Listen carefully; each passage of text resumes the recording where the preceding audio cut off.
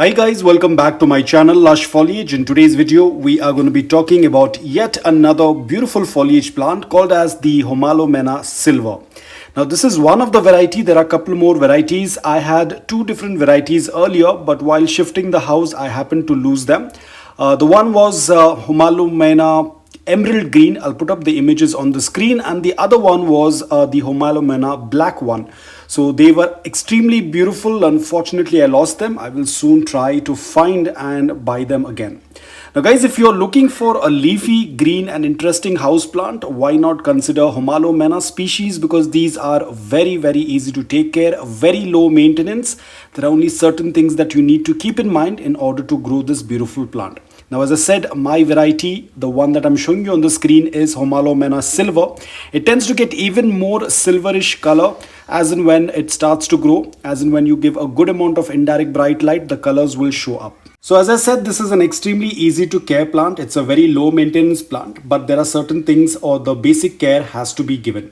Let's start off with light. For the best growth of your Homalomena plant, it should be positioned in a place where it gets a good amount of either indirect bright light, filtered light, or dappled sunlight. Ensure that you're not exposing this plant to direct sunlight. Probably early morning before 9 a.m. if you get a very mild sunlight, it's absolutely okay, but do not keep it in direct sunlight for prolonged hours, otherwise the leaves will get burnt. In fact, the leaves can even get bleached, or the color will start to fade and the tips will start to turn brown. So ensure that you're giving a good amount of indirect bright light.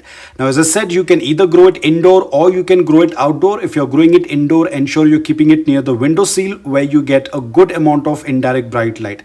Ensure that the sun rays or the direct sunlight does not fall onto the leaves. Ensure you're not keeping this plant under the air conditioning vent or the heater, because that again will damage the plant. Now, talking about the soil mix, I tend to use the same soil mix, which is a mix of coco peat, garden soil, sand and perlite. They prefer a loose, well-draining, porous soil mix, which is slightly acidic. So you can go for any organic, rich soil mix. Ensure that the soil mix is well draining, because they like slight amount of moisture in the soil but not soggy wet soil. Ensure the container, the pot that you're using should have a drain hole, so whenever you tend to water, the excess water should flow out, because if the soil is going to stay soggy wet, then the plant can have a root rot.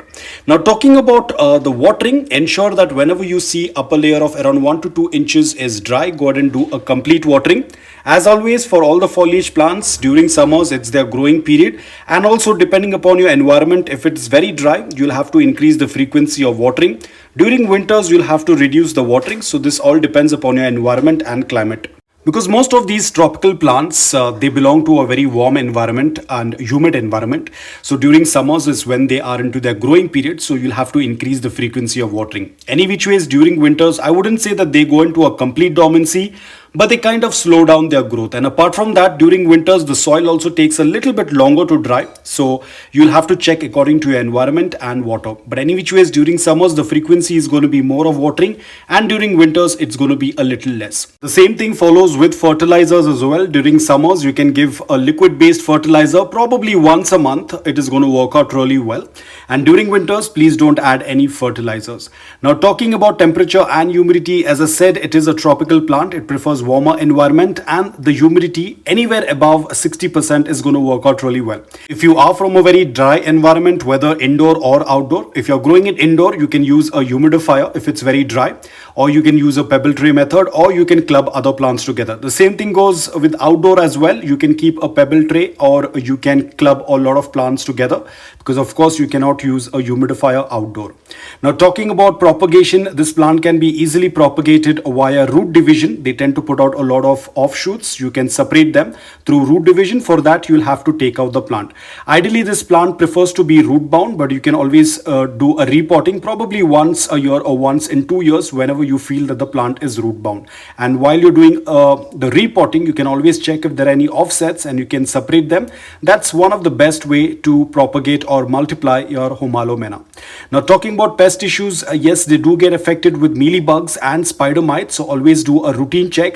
check underneath the leaves. If you tend to see any kind of white flies, go with any organic solution that you have been using and it's been working out for you. Now, talking about, is this plant toxic? Yes, Homalomenas are toxic, so ensure that you're keeping this plant away from the reach of small children and pets. Apart from that, or overall, this is a very easy to grow plant. Non-fussy, very low maintenance. If you have an option to find it in the local nursery, probably you might not find the silver one, because the silver one is slightly uncommon. You might find either Homalomena Maggie, or you might find the emerald green, or you might find the black one. These are very common ones. The silver one is a little rare, or I would say a little uncommon as compared to the other varieties. So guys, that's all about it. I hope that this video was helpful to you. If it was, please hit the like button, and if you're new to my channel, please consider subscribing to it. Until then, take care, stay safe, and keep planting.